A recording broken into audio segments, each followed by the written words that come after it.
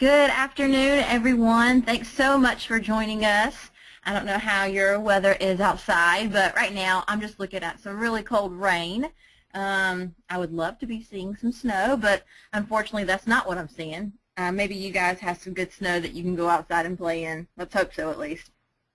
All right, so today, or this afternoon, I'm going to be going over with you guys some best practices for ITA and certification success. The presentation for today is going to be some things that we previously covered and then also some new information as well. And it's just me today, Melissa. Jennifer is not with us, but she will be with us on our next call. But Jennifer was instrumental in putting together a lot of this stuff because we used it together at the school, at Fayette County High School. And so I had to put her name here because I can't take all the credit. But as always, while we're going through the presentation, if you have questions, what I'll do is I will try to check. I think there's a chat box somewhere, yeah, and John's on here with me as well, and I'll try to stop periodically and see if you guys have questions, and then at the end as well, we'll check for questions. So let's go ahead and get started. So what I'm going to be doing today is I'm going to be sharing with you best practices and certification success best practices, and I have 5 different things that I want to share with you. So best practice number 1 is know how to promote and market. All right, so this is a little presentation that Jennifer and I both used in our school at Fayette County High School, and one of the things that we found that was super helpful for us as far as getting students ready for the IT Academy was promoting it to them, and not just to them, but to their parents, to the school, our principal and the faculty and staff at our school, and then also the community. And if we did that before the semester started or before we actually got started with using IT Academy, we saw that that really generated excitement and it made the students want to participate in IT Academy. Okay, so I might get rid of this guy too if I can. I'm not really sure how. I'll move him down. Okay, so school, parent, and community promotion. So as always, you could inform your guidance counselors, the administration, parents, and community about the possibility for students to earn industry-recognized certifications. That always gets people really excited. I know that once the parents at my school saw that this was an opportunity for their students, they were so excited about it and wanted to really push their students into it. And then also, our administration was really into it as well. When they saw the success that our students were achieving and they saw that they were achieving and earning industry-recognized credentials, they were Microsoft certified, our principals and our administration really got on board as well. So one way that you could do this is you could have a slideshow that you play at open house or at new student orientation. That's one way to introduce this.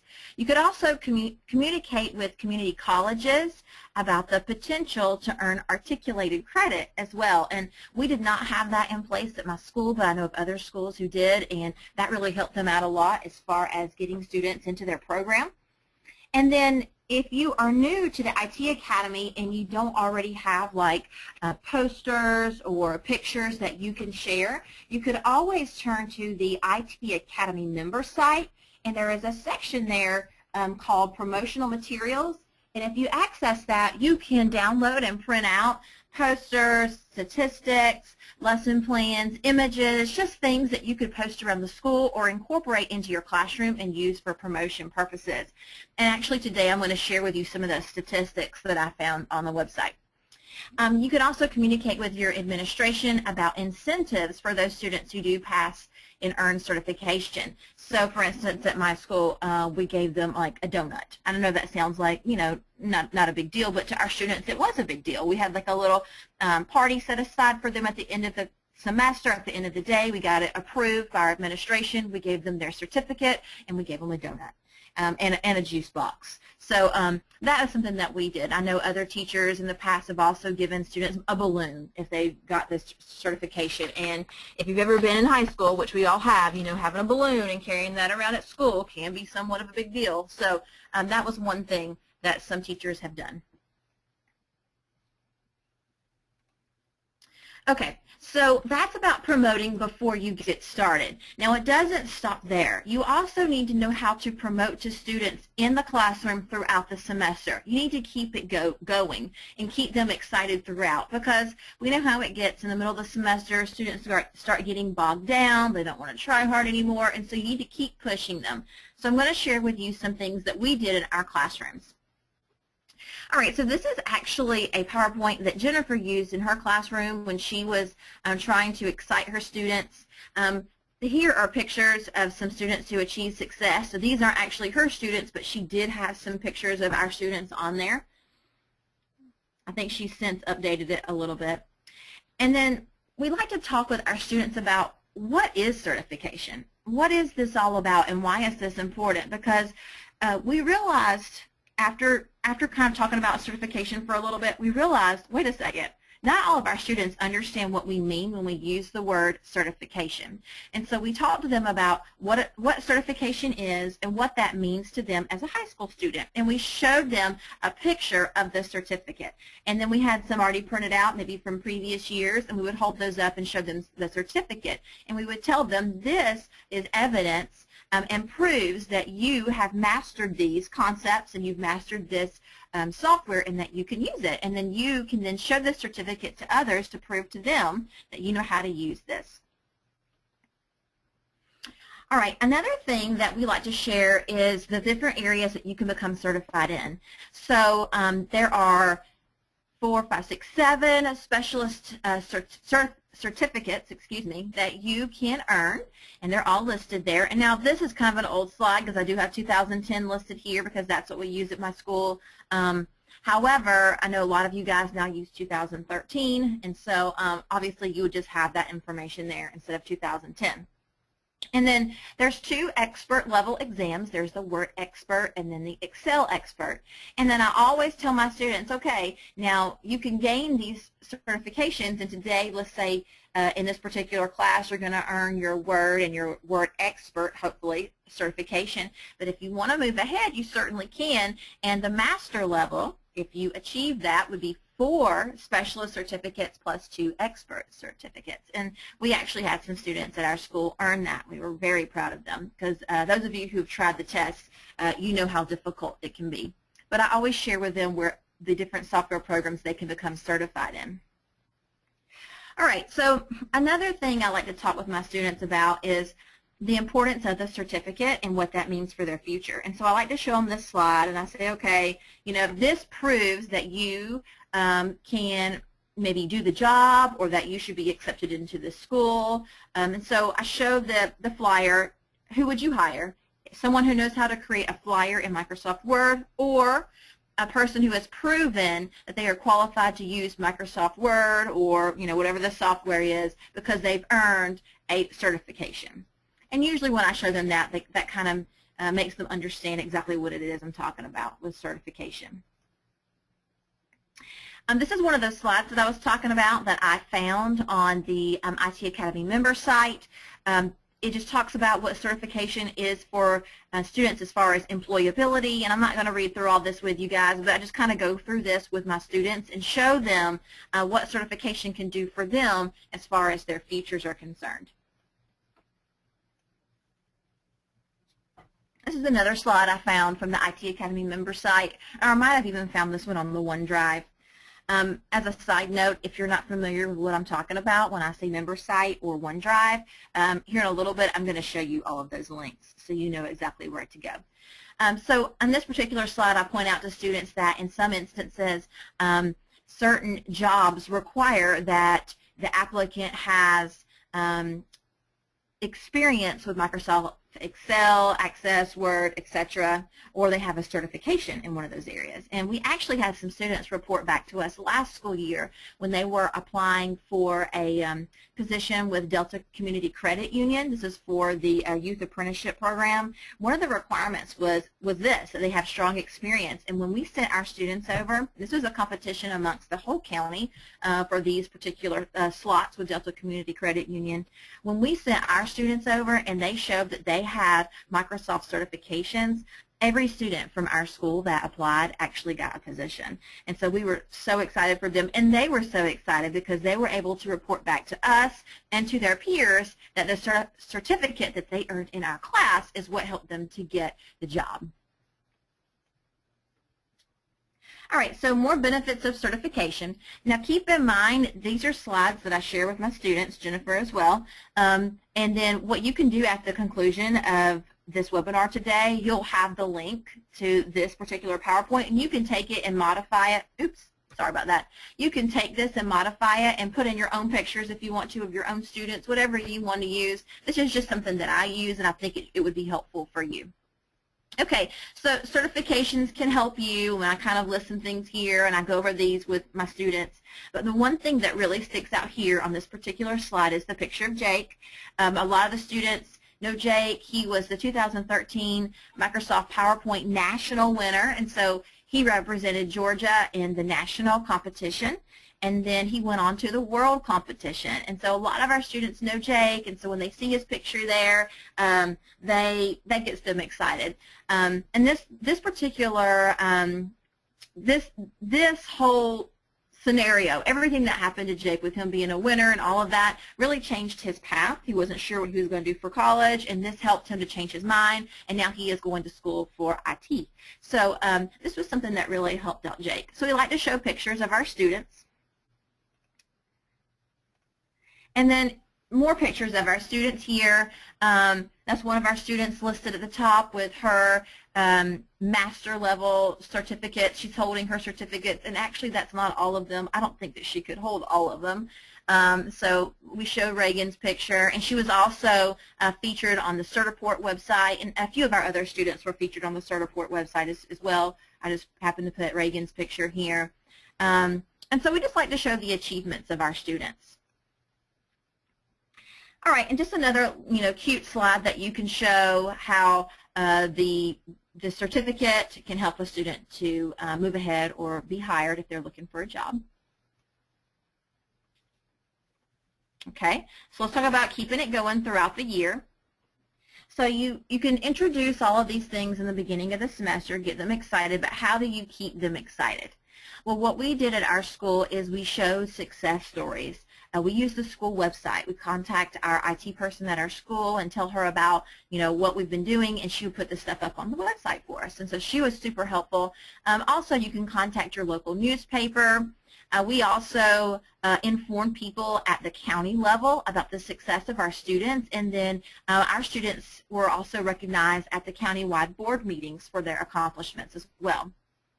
If you make the course important to students, that also keeps the motivation going. For instance, our students had the opportunity to earn graduation cords.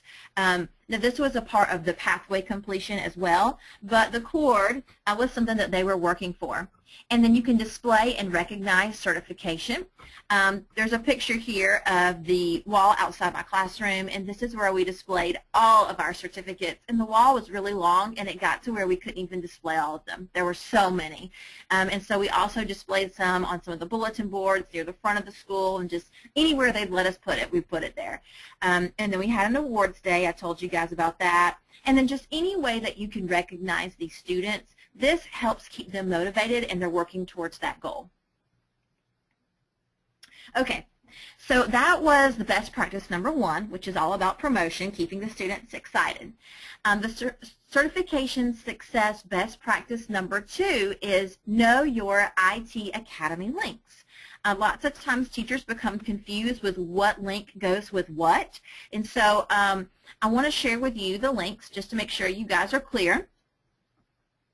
First off, if you have not created a Microsoft account, remember that's the first step. And so there's a link here for where you go to create a Microsoft account. This is also the first step for your students. If your students are going to use online learning, they must have a Microsoft account. And so there's the link. Now the second link here is the link to the IT Academy member site. And the member site is where you, as the teacher, will go to access all of your IT Academy member benefits. And in a second, I'm going to go through some of those with you. The IT Academy member site is for teacher use only. You will never, ever give that out to a student. And then lastly, the last link here is to the OneDrive. And the OneDrive is a great place for you to find resources and helpful information. For instance, when we first got started with IT Academy, I had some questions about, how to use lesson plans and how to use MOET. And if you click on the OneDrive, really there's a quick start guide or an answer to almost any question that you can think of regarding the IT Academy. And so the OneDrive is a great resource for you. And I think on the next slide, yes, on this slide here, I have a picture of the OneDrive. And that link there takes you directly to the OneDrive. And you'll notice there is a folder for quick start guides. And if you go to the quick start guide, let's say that you have a question about online learning. Well, guess what? There is a quick start guide for online learning. And it's quick, it's simple, straight to the point, a few steps for you to follow, and you have it done. There's one for digital literacy, there's one for MOET, etc. And then there's also a state-specific program folder on the OneDrive, and I like this because if you go into the state-specific folder, you can then find the Georgia folder, and within the Georgia folder, you can find things that are specific to our state. Now, I know right now some things are changing and some things are moving over, and I know that Delta is wanting to update some of those things right now, but you could still visit that state-specific folder to find out any information that is specific for our state. And then lastly, there is IT Readiness folder. And the IT Readiness folder has all of the information that you will need to share with your IT department so that you can begin using the IT Academy in your classroom. And so that is where you will find the IT Director checklist. And all you have to do is just forward that over to your IT department, and that should answer all of their questions so that they can have your lab set up so that you can begin using the IT Academy in your classroom. Okay, so that was number 2. Best practice number 3 is know how to register your students early. One of the big things and one of the big obstacles that we encountered when we first started using the IT Academy in our classrooms was all of this registration stuff. It seemed like every time we turned around, not only did we as the teachers have to go through a long registration process, but we also had to get our students registered, and they had to go through the registration process. And so we put together some information that helped us, and we think that would help you as well. First off is Microsoft accounts. And remember that you must have a Microsoft account when you first start to use the IT Academy, specifically online learning. And you as a teacher, you must have a Microsoft account to access the member site. So that is a long process, and we had, I will say, a registration PowerPoint that we used along with our students when they were registering and getting their Microsoft account set up. Now, I did not link it here because since then some things have updated, and there will be a lot of changes that would need to be made to the PowerPoint. But basically, all you would need to do as a teacher is just go through the steps, take some screenshots, and put it on a PowerPoint. And then what you would do is one day in class, you would set aside time to step your students through the process of creating a Microsoft account and signing into online learning for the first time. And I told them, I went through step by step by step with them, and I told them not to move ahead until I told them to. That way someone didn't accidentally move ahead and click something they weren't supposed to, and so forth.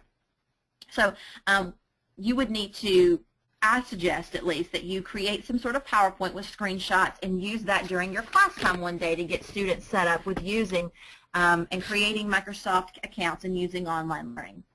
Now, the second link here is a link to a Certiport registration PowerPoint. Now, if you're going to be testing at your school, hopefully you are, there's no reason not to, you will have to get your students registered with Certiport. And so I do have this pulled up somewhere. Let me see if I can pull it up for you guys so you can see it. Here it is. So basically what happens here is I just went through with my students all the steps. I told them to go to a certain website. I tell them where to click. I tell them where to go. And remember, I'm doing this with them as a whole in the classroom. I go through each individual drop-down menu with them. I tell them what to put in even, okay? And then here, when it comes to usernames and passwords, one best practice that we have found is that everyone needs to have a consistent username and password. So, for instance, the usernames for our students are always their school email. Their password is always their birthday in a certain format, month, day, date, four-digit year. Okay? That way, if something comes up and they forget their username or they forget their password, you can always help them out as a teacher. All right, so I just go through all the stuff with them. I even tell them which security question to pick, and I tell them what to put down for different answers. And you see, I go through the whole process with them. And this, you can see the Certiport registration is a bit lengthy. This is why I created the PowerPoint. This is why we do it together as a class. All right, so then we're finished, and then they are ready to take the certification exam. And then I actually have them go in and make sure they can get into Certiport before testing day, just to make sure that everything worked out correctly. Okay, so the next thing here is geometrics. Now, I'm aware that not everyone has geometrics at their school. If your school has the money, though, I highly recommend geometrics. We found that geometrics was like the turning point at our school. Once we got geometrics, we saw the number of certifications really go up because geometrics, if you're not familiar with it, is the practice test that you can use to get students ready for testing. The testing environment looks identical to what they will see on the real test. Also, the questions that they will see are very, very, very similar. And so we use geometrics regularly in my classroom. And then same thing here. We have a registration PowerPoint for geometrics. Let's see here. I'm not going to take you through the whole thing, but it's basically just like the Certiport one. I tell them where to go, what to do, what to type in, okay? And we do this together as a class one day to get everyone set up with geometrics. And after they do this, okay, they are then ready to start using geometrics in the classroom. And like I said, we felt like geometrics was key to the success that we saw at Fayette County High School. So I will make these registration PowerPoints available to you on the OneDrive. There's a spot on the OneDrive that's specifically for all of the recorded webinars and all the handouts and documents that we give you during this webinar series, and I'll make sure that you guys have that as well. All right, so let's continue on. All right, so let's move on to certification success best practice number 4. Know the best practices for your IT Academy benefits. So what I'm going to do now is I'm actually going to talk about the different things or the different benefits that are available to you on the member site.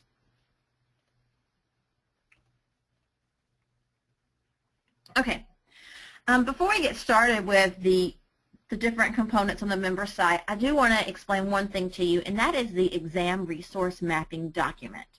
Now, the exam resource mapping document is located on the OneDrive, the IT Academy OneDrive, in the exam resource mapping folder. And you will find this available for Office 2010 and as well as Office 2013. So before you ever get started with using any of the benefits available in the IT Academy, I suggest that you look at this document because it will help you to plan ahead. There's an image here at the bottom, and you'll see what I'm talking about. For instance, on the far left-hand side there, one of the objectives on the test is create and manage a presentation, and this is for PowerPoint, so that's one of the objectives. And then you'll notice it lists the specific exam objective numbers there, and it kind of breaks it down for you, exactly what you should be able to do. And then the next column tells you where to look in the MOET textbook to find materials and lessons that cover that exam objective. The next column shows you which online learning courses you can use. It actually tells you the module and the lesson that would cover that learning objective. The next column tells you lesson plans, and it keeps going. I couldn't get the whole thing there in my screenshot, but you get the idea. It tells you exactly what goes with what because, unfortunately, not everything aligns exactly among lesson plans, MOAC, and online learning. There are some differences there, and so this document really comes in handy when you are planning your lessons. And so my suggestion to you is before you ever get started with using any of the IT Academy benefits, you take a look at this document. And like I said, it's in the exam resource mapping folder on the OneDrive, but I will also place these documents, both spreadsheets for 2010 and also for 2013. I'll place both of these within the folder on the OneDrive for our webinar recordings, okay? All right, so this just provides guidance. It shows you what to do next, where to turn next, and what to use in conjunction with something else when you're using IT Academy. Okay, so let's move on to lesson plans. Now the lesson plans are found on the member site, and they're actually located under the MOET textbook. So if you know where to find MOET on the member site, lesson plans are right underneath there. And I think that lesson plans should be used mainly as a supplement to MOET and or online learning. I know a lot of people use all three of these things, but I consider it to be a supplement, not a stand-alone that you can use all by itself.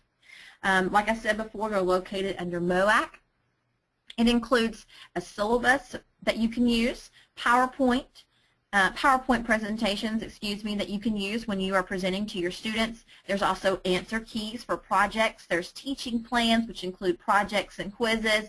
And then there's also the student practice files that they would need if they're going to be completing any of the projects. It's also a great place to find additional projects and discussion questions. For instance, there's lots of like written out questions there, not necessarily production based, but just written out questions for students to answer. And so what I do is I take those and I use those as my clock-in activity, or what some teachers refer to as a warm-up activity. And so that's a great place to find those. One thing that I also like about this is that it contains content for the expert level exams. Last year I was getting my students ready for Excel Expert, and I was struggling with finding content and materials, not only for them, but for me as well. I needed to learn before I could teach them.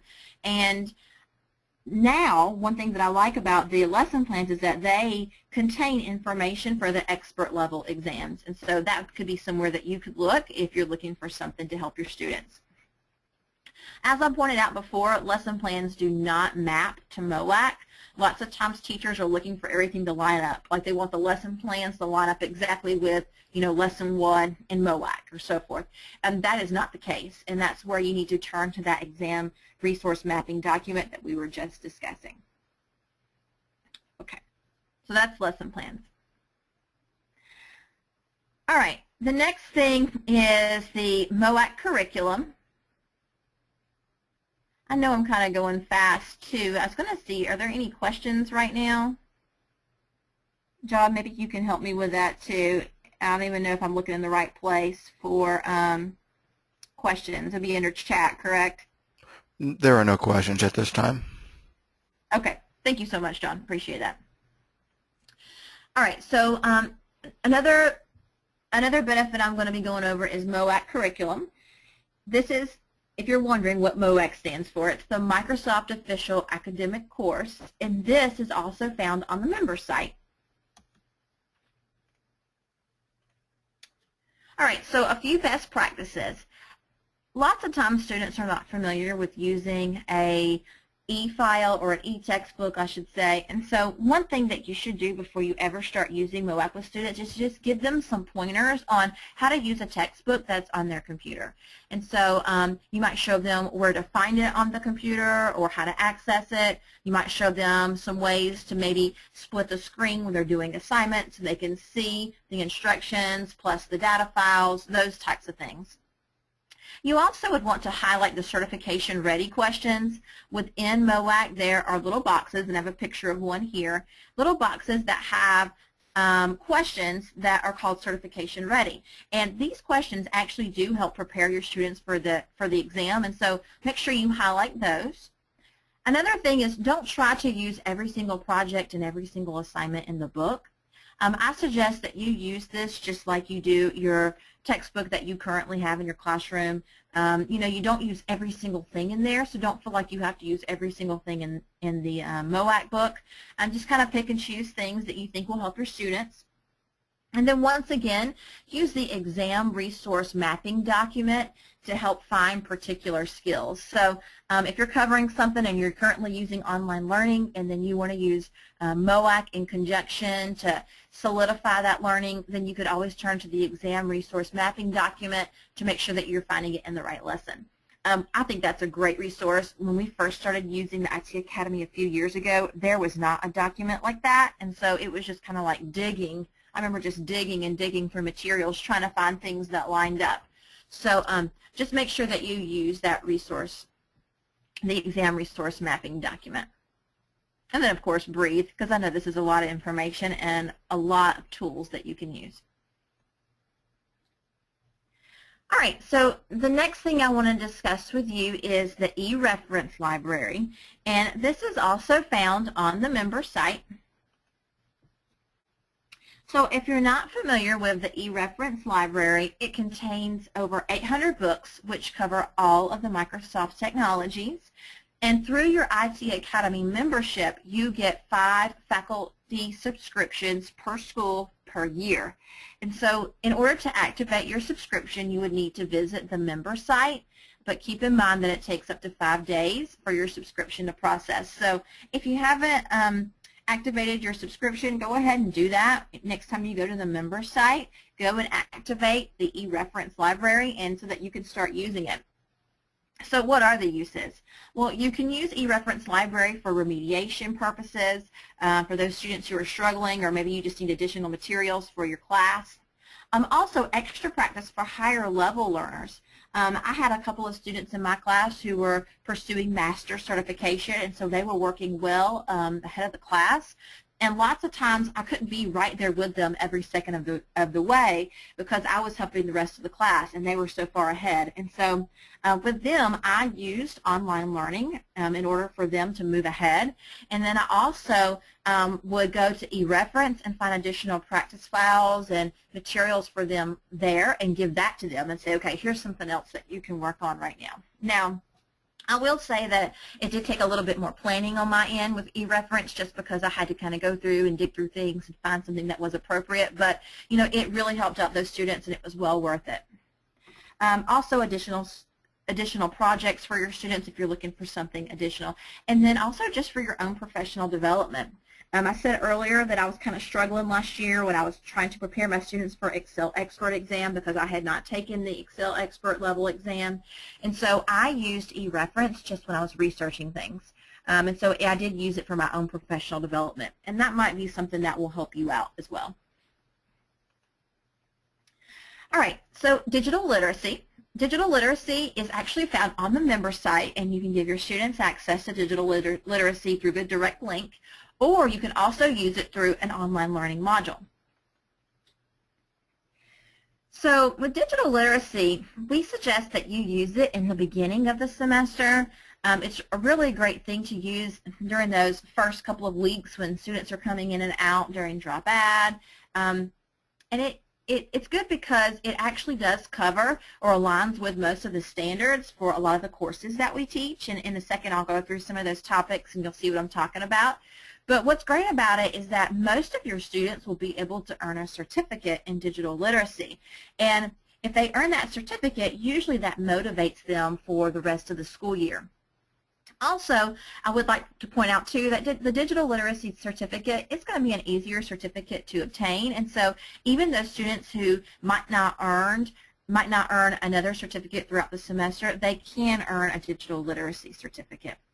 There are 3 curriculums to choose from. There's the basic, the standard, and the advanced. And if you want your students to earn a certificate, then you need to go through the standard curriculum.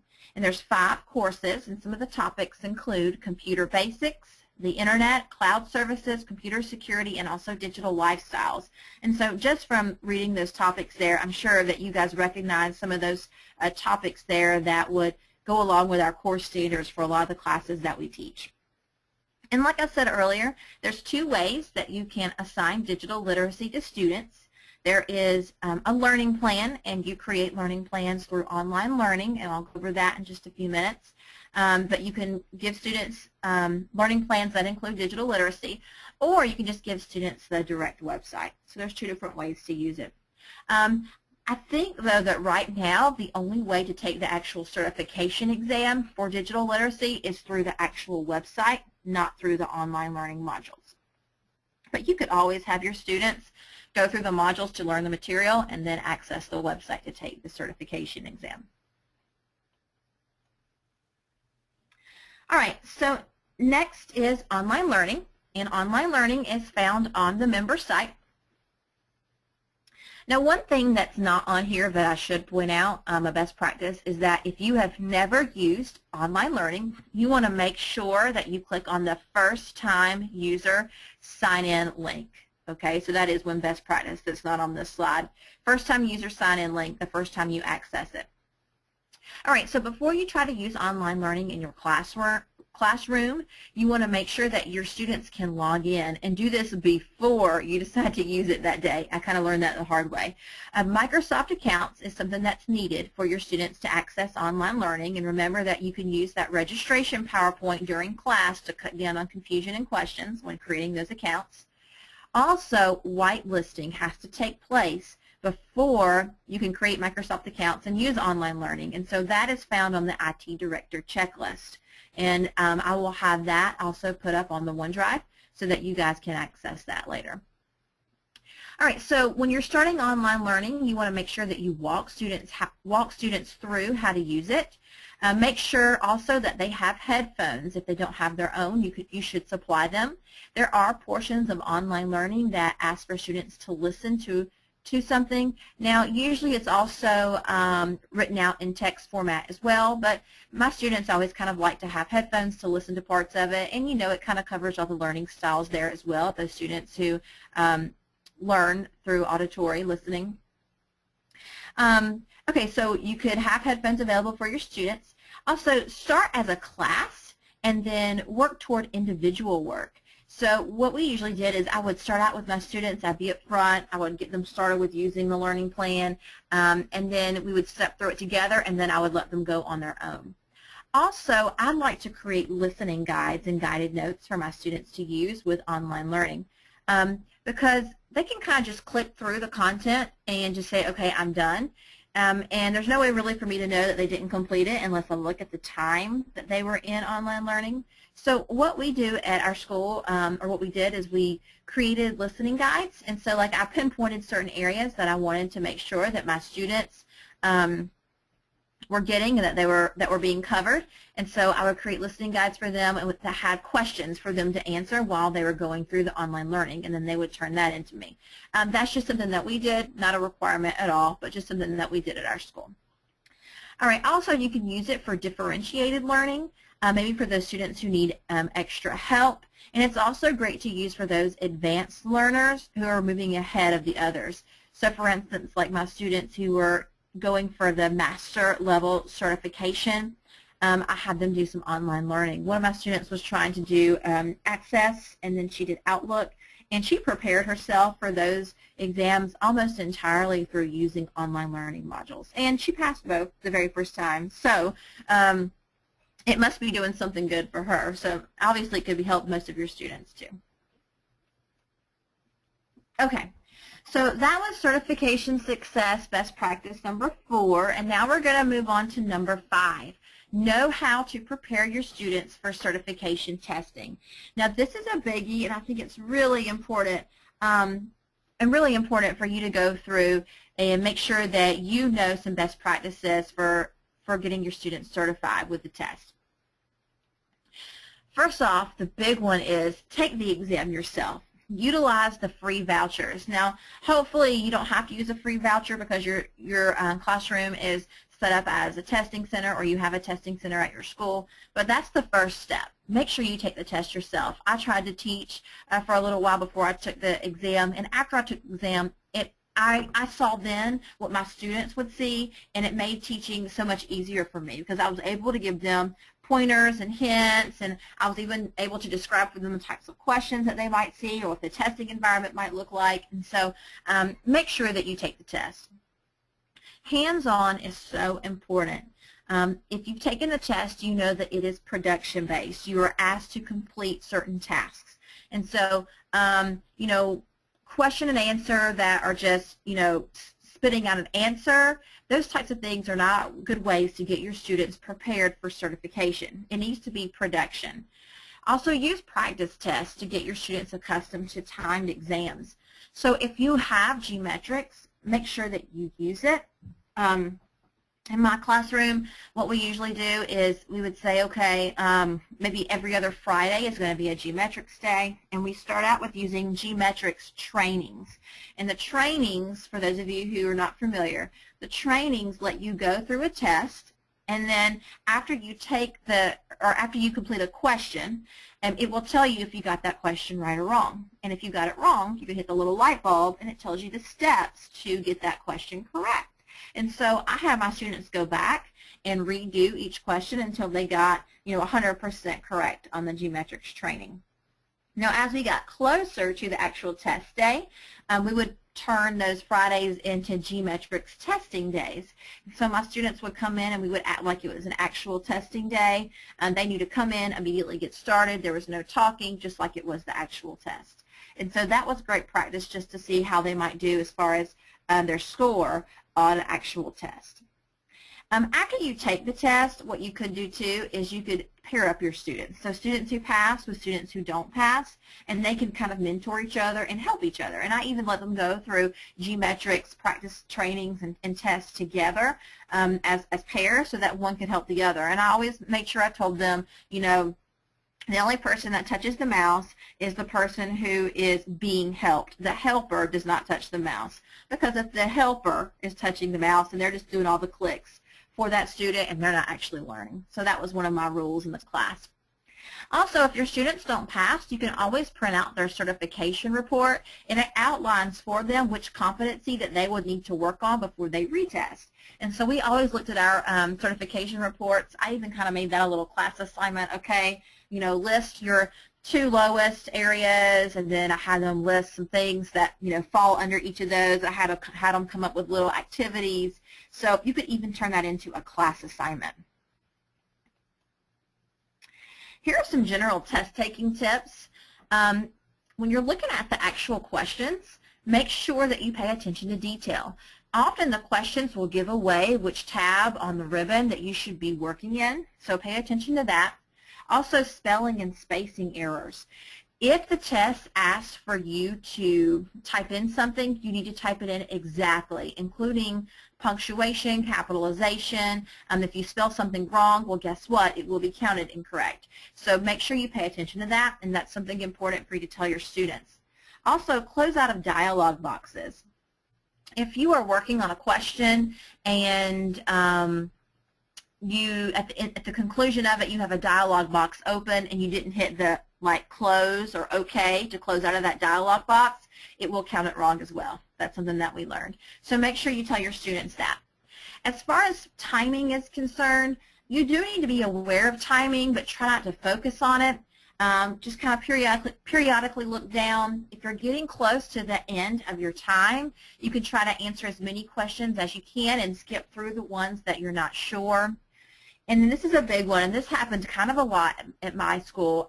If your test freezes, tell your students they can raise their hand, and then the test administrator can come around and restart the machine. Now, so usually the students will kind of panic if that happens, but I would reassure them and let them know, okay, if this happens, don't worry, we'll restart your machine, we'll go back to the test will start over in the same place, and you're not going to lose any of your time.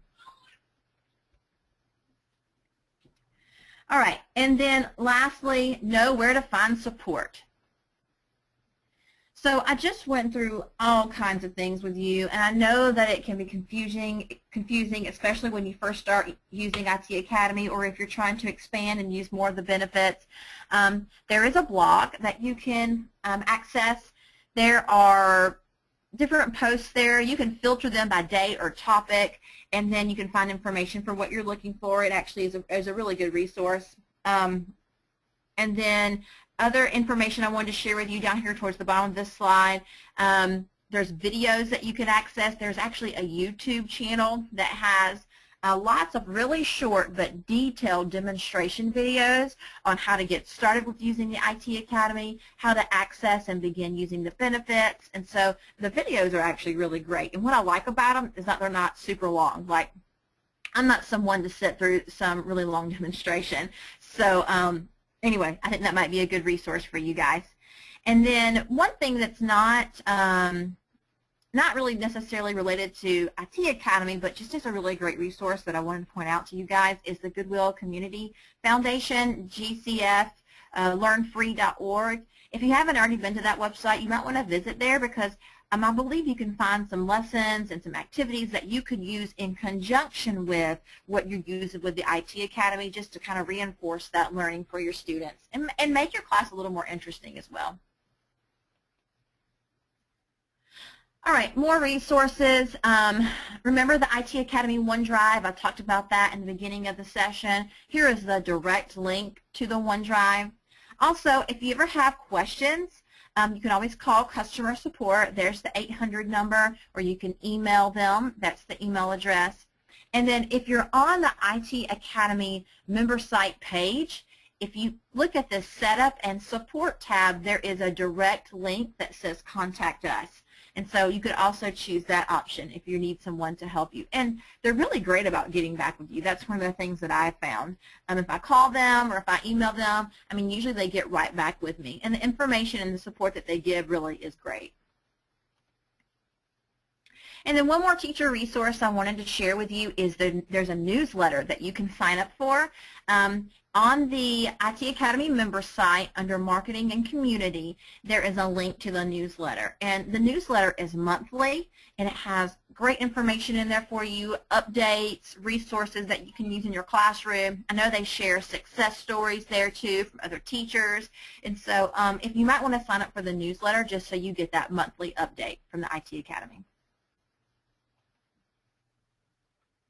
Okay, so that's my little presentation. I know some of that is review information. Some of that might be new for some of you guys.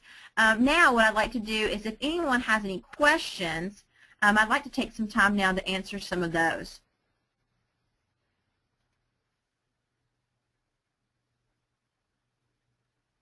So John, correct me if I'm wrong, but they can just type directly into the chat box. Is that correct? Correct. They can type into the chat or the questions box that they have on their computer screens, and I offer them to do that at this time. If they have a working microphone and they would like to raise their hand and ask you the question directly, just please at this time raise your hand, and we will unmute you and allow you to ask your question. So either option, teachers, if you want to share a comment or a question, please raise your hand or type your question into the question box.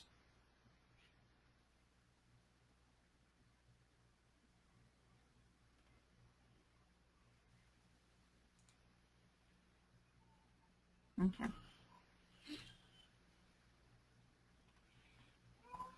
I will just show the, really quickly, I'll show the exam resource mapping documents that I was referring to earlier, just because I think they're such a great resource. This is one of the documents for 2013. And like I said earlier, this is on the OneDrive, the IT Academy OneDrive, but I'll also place it in our little folder that I keep all the recordings from each of our webinars. Okay, so this is going to be great here for you when you're planning. And this is for 2013, and here's the one for 2010. And you'll notice the tabs at the bottom highlight each of the software programs, Word, Excel, PowerPoint, Access, etc. So I'll make sure that you guys have those. Is there anything else, like I know I went through a lot of information here, is there anything else that you guys wanted me to share with you guys on the, from the OneDrive, on the OneDrive when I'm sharing the link to the recording? Can you walk them through the entire process to get into there, please? Yeah, I can do that for sure. To get into the OneDrive? Yes, and then where you're going to be locating these files? Yes, I will do that right now. Okay, so the OneDrive, remember the link, and I kind of have it bookmarked up here, so I was just going to click on it, but I'll show you guys the link one more time. Okay, so this is the link that goes directly into the IT Academy OneDrive. Okay, so I'm going to go and get that, and I'm going to go to, let me get rid of that.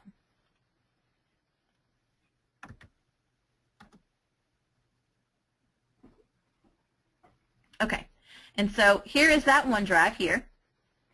And then these are all the folders that I was highlighting during the presentation. Okay, so the exam resource mapping documents, this is where you go to find those. IT readiness, what you want to share with your IT department to help them with setting up your labs so that you can begin using the IT Academy. This is where you would go here. I'll just click on it quickly so you can see. The IT director checklist, this is that document that you would want to forward to your IT people at your school or at your county. And then there's also some information about getting your lab ready for testing as well. Okay, so then the information here about certification, digital literacy, DreamSpark, here's quick start guides. Now, when you're looking for information specifically regarding our webinar series for Georgia, what you would do is you would go to the state-specific program folder, and then you can just from here find our state. So here's Georgia. And then you'll notice here it says Microsoft IT Academy Webinars, school year 2014-2015. So I'm going to click there.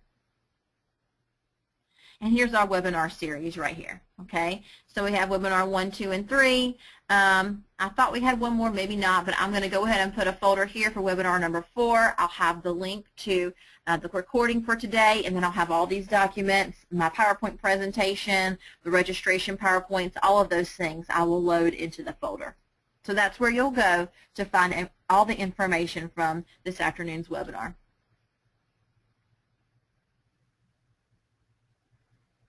Any other questions on the OneDrive or anything else you guys want me to demonstrate or show?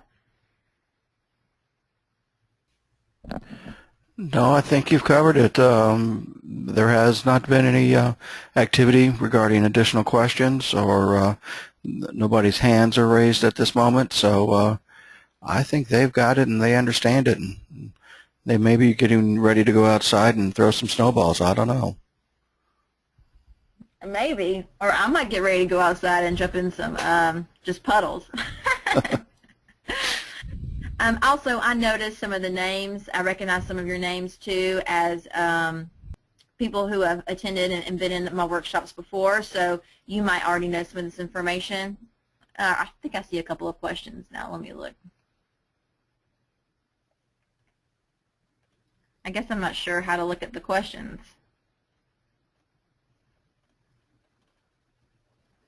John, can you help me with that? I'm not really. Earlier I could open the.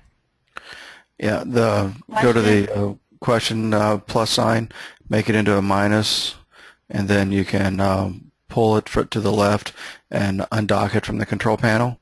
Yeah. But I'm seeing a lot of people just saying a lot of thank yous and great information. So. Yeah, I undocked it and I see little question things, but I don't know how to click on the questions. Okay, so you don't see actual questions then? No, ma'am. Okay.